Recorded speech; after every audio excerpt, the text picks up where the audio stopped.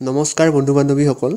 আমাৰ এই চেনেলটো নতুন চেনেলটো ডিজিটেল হেল্প এছাম ইউটিউব চেনেলটোলৈ সকলোকে পুনৰ স্বাগতম জনাইছোঁ তো যোৱাকালি এটা ভিডিঅ' দিছিলোঁ তো আপোনালোকে হয়তো যিসকলে চাইছে তেওঁলোকে গমেই পাইছে বহুদিন এইটো চেনেলত ভিডিঅ' দিয়া নাছিলোঁ কাৰণ মোৰ আগৰ এটা চেনেল আছে জব নিউজ বুলি তো সেই জব নিউজ চেনেলটোৰ মই বিশেষ কাৰণবশতঃ ডিলিট হৈ গ'ল চ' এইটো নতুন এটা চেনেল বনাইছিলোঁ তো আপোনালোকে যদি মোৰ সেই আগৰ চেনেলটো চাইছিলে আপোনালোকে জব নিউজ বুলি 1,39,000 মান ছাবস্ক্ৰাইবাৰ আছিলে তো আপোনালোকে সেইটো ছাবস্ক্ৰাইব কৰিব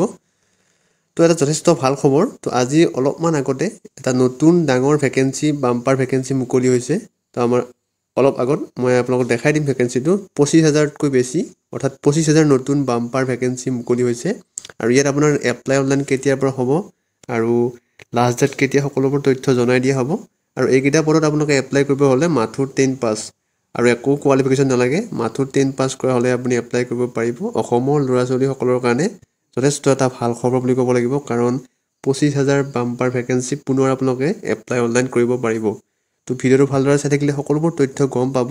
আৰু মই আগত কৈছোঁৱে যে আপোনালোকে জব নিউজ ইউটিউব চেনেলটো যদি চাইছিলে তেতিয়াহ'লে এইটো চেনেল আপোনালোকে ছাবস্ক্ৰাইব কৰি ৰাখি থ'ব কাৰণ যিসকলে নেকি জব নিউজ চেনেলটো চাইছিলে তো আপোনালোকে গমেই পায় যে জব নিউজ চেনেলটোত সকলোতকৈ আগতে জবৰ খবৰ আৰু ভাল ইনফৰমেশ্যনবোৰ দিয়া হয় তো আপোনালোকে এই চেনেলটো ছাবস্ক্ৰাইব কৰি ৰাখিব তো আহক আমি আজি ভিডিঅ'টো আৰম্ভ কৰোঁ আৰু এইটো হৈছে অফিচিয়েল এডভাৰটাইজমেণ্টটো তো ইয়াত আপোনালোকে চাব পাৰে যে ইয়াত যিটো এপ্লাই অনলাইন কৰা ষ্টাৰ্ট হ'ব তো আজিৰ পৰা অৰ্থাৎ আজি হৈছে আপোনাৰ 1/12 অৰ্থাৎ 1 ডিচেম্বৰ তাৰিখ আৰু লাষ্ট ডেটটো হৈছে আপোনাৰ 31/12 অৰ্থাৎ প্ৰায় এমাহ সময় থাকিব আৰু আপোনালোকে এমাহৰ ভিতৰত এপ্লাই কৰিব পাৰিব তো এই এডভাৰটাইজমেণ্টটো আজিয়ে মুকলি হৈছে আৰু আজিয়েই এপ্লাই কৰিব পাৰিব যথেষ্ট ভাল খবৰ আৰু এই যিটো এডভাৰটাইজমেণ্টটো আহিছে এইটো হৈছে আপোনাৰ SSC ফালৰ পৰা অৰ্থাৎ SSC যিটো নতুন ভেকেন্সি আহিছে 25,000 প্লাছ অৰ্থাৎ 25,000তকৈ বেছি পোষ্ট আহিছে তো মই আপোনালোকক ভালদৰে দেখাই দিম তো ইয়াত আপোনালোকে চাব পাৰে যিটো এপ্লাই লাষ্ট ডেট বা অনলাইন যিটো পে'মেণ্ট কৰা লাষ্ট ডেট কেতিয়া সকলোবোৰ ইয়াত উল্লেখ আছে যিটো আপোনাৰ লাষ্ট ডেট পে'মেণ্ট সেইটো লাষ্ট ডেটতকৈ একদিন পিছত অৰ্থাৎ পে'মেণ্ট কৰাৰ লাষ্ট ডেটটো আপোনাৰ 1 জানুৱাৰীলৈ থাকিব আৰু লাষ্ট ডেট এপ্লিকেশ্যনটো আপোনাৰ 31/12 অৰ্থাৎ 31 ডিচেম্বৰলৈ থাকিব অৰ্থাৎ এদিন বেছি সময় দিছে পে'মেণ্ট কৰাটো তো পে'মেণ্টটো আপোনাৰ 100 টকা হ'ব তলত মই দেখাই দিম ভালদৰে তো ইয়াত আপোনালোকে চাব পাৰে যে কি পোষ্ট আহিব মই বেছিকৈ আপোনাৰ পোষ্ট ডিটেইলছখিনি দেখাই দিছোঁ যিটো আপোনাৰ পে স্কেল হ'ব সেইটো 21,700 টকাৰ পৰা 69,100 টকা পৰ্যন্ত আপোনাৰ যিটো পে স্কেল হ'ব তাৰপিছত আপোনাৰ ইয়াত যিটো ভেকেন্সি আছে তো ভেকেন্সি আপোনাৰ গ্ৰেণ্ড ভেকেন্সি টোটেল কিমান আছে মই দেখাই দিছোঁ 4,387টা পোষ্ট আছে আপোনাৰ টোটেল ভেকেন্সি তো ইয়াৰ আপোনাৰ টোটেল আপোনাৰ যিহেতু SSC GD ফালৰ পৰা আহিছে তো BSFৰ টোটেল আছে আপোনাৰ 616টা তাৰপিছত CISFৰ আপোনাৰ 14,595টা আছে CRPFৰ আছে আপোনাৰ 5,490টা তাৰপিছত আপোনাৰ SSB আছে আপোনাৰ 1,764টা ITBP আছে আপোনাৰ 1,293টা তাৰপিছত আছে আপোনাৰ AR 1,706টা তাৰপিছত আপোনাৰ টোটেল এইখিনি 25,487টা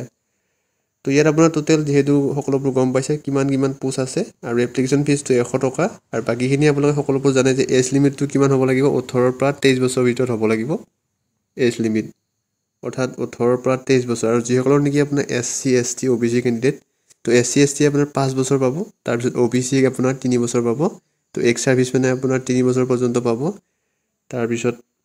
ইয়াত সকলোবোৰ তথ্য উল্লেখ আছে ভালদৰে ইয়াত যিটো আপোনাৰ এডুকেশ্যন কোৱালিফিকেশ্যনটো মই আপোনাক কৈ আছোঁ তলত উল্লেখ আছে এডুকেশ্যন কোৱালিফিকেশ্যন কিমান হ'ব লাগিব তো এডুকেশ্যন কোৱালিফিকেশ্যনটো দেখাই দিয়াৰ আগত প্ৰথমতে আপোনাক যিটো এক্সাম চেণ্টাৰ সেইটো মই দেখাই দিছোঁ আমাৰ নৰ্থ ইষ্টৰ কাৰণে ক'ত হ'ব ইটানগৰ হ'ব ডিব্ৰুগড় হ'ব গুৱাহাটীত হ'ব তাৰপিছত যোৰহাটত হ'ব শিলচৰত হ'ব তেজপুৰত হ'ব ইম্ফলত হ'ব তো অসমত আপোনাৰ ডিব্ৰুগড় গুৱাহাটী যোৰহাট শিলচৰ তেজপুৰ এইখন আপুনি চিটিত দিব পাৰিব অসমৰ কাৰণে তো ইয়াত যথেষ্ট ভাল খবৰ তো অসমৰ কেণ্ডিডেটে আপোনাৰ এই 5খনত দিব পাৰিব তাৰপিছত আপোনাৰ তলত সকলোবোৰ তথ্য উল্লেখ আছে সকলোবোৰ ৰিজনৰ কাৰণে বেলেগ আপোনাৰ এক্সাম চেণ্টাৰ হ'ব আৰু ইয়াত আপোনাৰ চাব পাৰে যিটো সকলোবোৰ উল্লেখ আছে যে চিলেবাছটো কি আহিব পৰীক্ষাৰ কাৰণে আৰু সকলোবোৰ জানেই আপোনালোকে জেনেৰেল ৰিজনিঙত কিমান নম্বৰ আহিব জেনেৰেল নলেজত কিমান আহিব এলিমেণ্টাৰী মেথামেটিক্সত কিমান আহিব ইংলিছত কিমান মাৰ্কছ আহিব সকলোবোৰ উল্লেখ আছে তো আৰু ইয়াৰ এডুকেশ্যন কোৱালিফিকেশ্যনটো এইটো চাব পাৰে আপোনালোকে ইয়াত মাথোৰ 10 পাছ কৰা হ'লে আবেদন কৰিব পাৰিব এইটো মেট্ৰিকুলেশ্যন অৰ 10 ক্লাছ এক্সামিনেশ্যন অৰ্থাৎ আপুনি মেট্ৰিক পাছ কৰা হ'লে এপ্লাই কৰিব পাৰিব আৰু অন্যান্য যদি আপোনাৰ চাৰ্টিফিকেট আছে তেতিয়াহ'লে এক্সট্ৰা মাৰ্কছ পাব আৰু বিশেষ একো আপোনাৰ কোৱালিফিকেশ্যন নালাগে তো সকলোৱে গমেই পায় যিসকলে নেকি SSC GDত আগতে এক্সাম দি পাইছে বা আগতে ইণ্টাৰভিউ দি পাইছে তো অফিচিয়েল যিটো এডভাৰটাইজমেণ্ট আছে সেইটো ভালদৰে চাবলৈ আপোনালোকে আমাৰ যিটো ভিডিঅ'ৰ ডেছক্ৰিপশ্যন আছে তাত চেক কৰিব ইয়াৰ লিংকটো পাই যাব তো আপোনালোকে এপ্লাই কৰাৰ আগত ভালদৰে এইটো চেক কৰি ল'ব